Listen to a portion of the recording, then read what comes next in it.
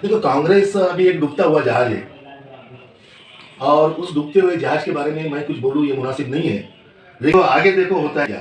दलित समाज के बहुत सारे, समृद्ध समाज के बहुत सारे, नांदेड़ के लीडर लोग ये आज एमआईएम के साथ में हाथ मिलाने के लिए, एमआईएम के साथ में बैठने के लिए तैयार है। आने वाले कुछ दिनों में ये आपको देखने को, जो शिवसेना आज तक हमारे समाज को गाली देती थी, जो शिवसेना आज तक मुस्लिम समाज को गाली देती थी, जो बाबरी मस्जिद की शहादत में जो शिवसेना का हाथ है, ये लोग अगर कांग्रेस के साथ में मिलके रात में एक ही टेबल पे खाना खा के अपना दिन में सियासत और रात में एक ही पलंग पे अगर सो रहे होंगे तो ये लोगों को, हमारे समाज के जो छोटे छोटे पार्टियां है वो झंडे बेच रहे हैं, कांग्रेस को, राष्ट्रवादी को, बीजेपी को, उसके पैरों पे खड़े करने का काम हम अकेले कर नहीं सकते। इसलिए हमको किसी की ना किसी की साथ की जरूरत है। इसलिए एमआईएम हमारे बड़े भाई है, मुस्लिम समाज हमारा बड़ा भाई है। हमारा पूरा जो जिंदगी और हयात जो है वो दलित और मुस्लिम एक जगह लाने में ही गई है। इसलिए ये सोच समाज के सारे लोगों को, दलित हो, आदिवासी हो, ओबीसी हो, पिछड़े हो, अल्पसंख्यक भाई हो मेरे, इनको सबको एक प्लेटफॉर्म पे लाके उनका हक उनको दिलाने के लिए मैं आज एमआईएम में आया।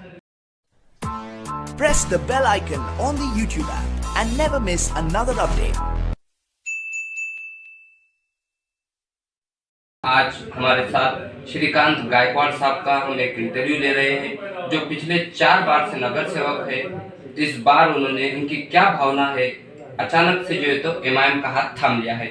श्रीकांत गायकवाड़ का तारुफ एक दलित समाज से है, जो पिछड़े समाज की 20 साल से जो है तो नुमाइंदगी करते आ रहे हैं। हमारे साथ सर, आपका स्वागत है। सर, एमआईएम में आने का आपका क्या वजह है? ऐसा समाज की जो अवस्था है, पर्टिकुलर दलित समाज, पिछड़ा समाज, आदिवासी समाज, जो हमारा समाज है, उसको बहरा फुसला कर उसका मिसयूज करने का काम सत्ताधारी पार्टियों ने पिछले कई सालों से किया है। और हमारे समाज के जो छोटे छोटे पार्टियां हैं वो झंडे बेच रहे हैं, कांग्रेस को, राष्ट्रवादी को, बीजेपी को, शिवसेना को। समाज का कोई मसला हल नहीं हो रहा। जब हम लोग काउंसिल में थे, हमने वहां झगड़ के, काउंसिल में लड़ के बहुत सारे समाज के स्थानिक लेवल के वार्ड विकास के काम किए। आज समाज की अवस्था या समाज की मेरी जो दशा है वो बहुत पीछे जा रही है। डॉक्टर बाबा साहब अम्बेडकर ने कहा था, ऐ मेरे दलित समाज के लोगों, मैं मेरे समाज के डेवलपमेंट का, विकास का रथ यहाँ तक लेके आया हूँ। अगर तुमसे उस रथ को आगे ले जाना होता तो आगे लेके जाओ, कम से कम पीछे तो मत ढकलो। सर, अभी जिस तरह नांदेड़ में इलेक्शन है और इलेक्शन को देखते हुए मजलिस जो है इत्तेहादुल मुस्लिमीन एक बहुत उभर के आ रही है हर वार्ड से वगैरह, और आपको जो एंगल है, जिस तरह आप दलित समाज की नुमाइंदगी करते हैं, मुस्लिम समाज के भी कुछ लोग हैं जो वंचित में प्रवेश कर रहे, तो आपका एमआईएम में प्रवेश करना कितना फायदेमंद साबित होगा? मेरी ऐसी सोच है कि दलित और मुस्लिम और पिछड़ा वर्ग जब तक एक जगह नहीं आता, जब तक उसकी हक की जो लड़ाई है वो उसमें कामयाबी होने वाली नहीं है। इस सोच पे मैं आया हूँ इसलिए कि समाज के सारे लोगों को, दलित हो, आदिवासी हो, ओबीसी हो, पिछड़े हो, अल्पसंख्यक भाई हो मेरे, इनको सबको एक प्लेटफॉर्म पे लाके उनका हक उनको दिलाने के लिए मैं आज एमआईएम में आया। और आगे एमआईएम में जिस तरह बताया जा रहा है कि कांग्रेस ने हमेशा जो है तो सत्ता के विकास के नाम पे वोट लेकर सत्ता हासिल की है, लेकिन नांदेड़ का विकास तो आप और हम सब जानते हैं। ऐसी सूरत में क्या कांग्रेस पे टिप्पणी करेंगे आप? देखो, कांग्रेस अभी एक डूबता हुआ जहाज है और उस डूबते हुए जहाज के बारे में मैं कुछ बोलूं ये मुनासिब नहीं है।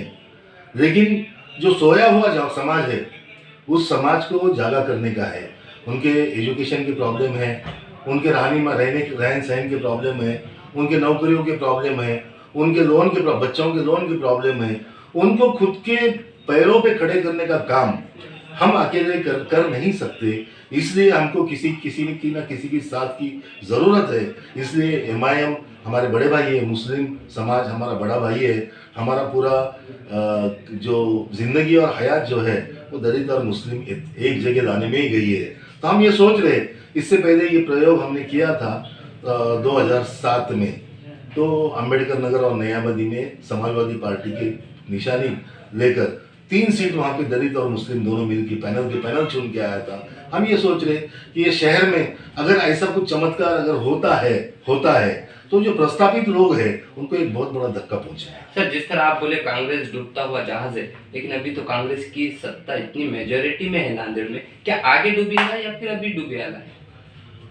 जो शिवसेना ने आज तक मुसलमानों को गाली देके खुद का राजकीय स्वार्थ साधने का काम किया है, उस शिवसेना के साथ में ये कांग्रेस पार्टी मिलकर गवर्नमेंट चला रही है। दोस्तों, एक सांपनाथ है और एक नागनाथ है। आप समझ के चलो कि आप इतनी कोई जनता पब्लिक इतनी कोई पागल या दीवानी नहीं है।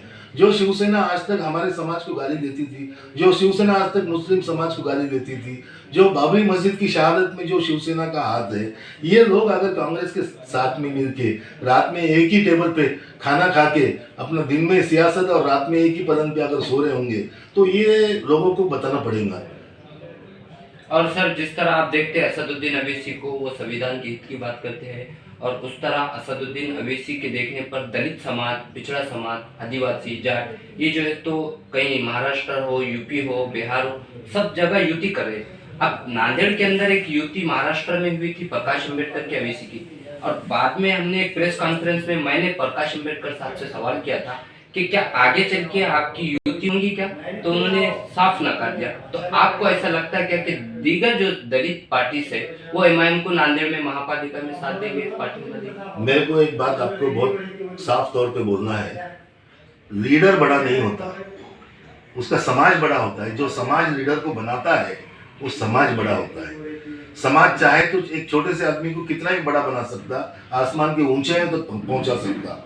अगर समाज चाहे तो उस आदमी को आसमान के ऊंचे भी ला सकता। मेरा मतलब सिर्फ इतना ही है कि देखो आगे देखो होता है क्या।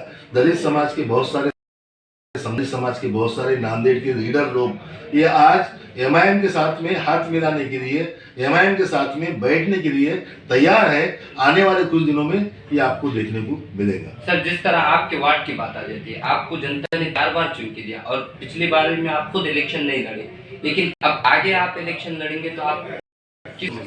नहीं, मेरा आज का सबसे बड़ा मेरा जो एम है वो एमआईएम की सीट चुन के, ये एम है मेरा, लड़ने का या लड़ने का ऐसा मेरा कोई एम नहीं है। पार्टी अगर बताती है तो लड़ूंगा, पार्टी अगर ना है तो मैं पार्टी के लिए काम करूंगा।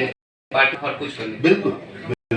श्रीकांत गायकवाड़ साहब, जिसके साथ काफी देर तक बातचीत हुई, इन्होंने कहा कि इनका मकसद एमआईएम में शामिल होना इसीलिए कि दलितों को मुसलमान दिला जाए, ये नहीं कि खुद का फायदा हो। और उन्होंने ये भी कहा अगर इन्हें पार्टी टिकट देती है तो पार्टी से इलेक्शन लड़ना चाहते हैं, अगर पार्टी टिकट नहीं देती है तो पार्टी का कार्यकर्ता बनकर समाज का काम जिस तरह करते आए हैं और आगे भी जाने की बात करते हैं, कॉन्स्टिट्यूशन के हक में बात करते हैं, उसी की विचारधाराओं को देखकर आज उन्होंने मजलिस ज्वाइन किया है और आज इन्हें मजलिस इत्तेहादुल मुस्लिमीन में शामिल भी किया।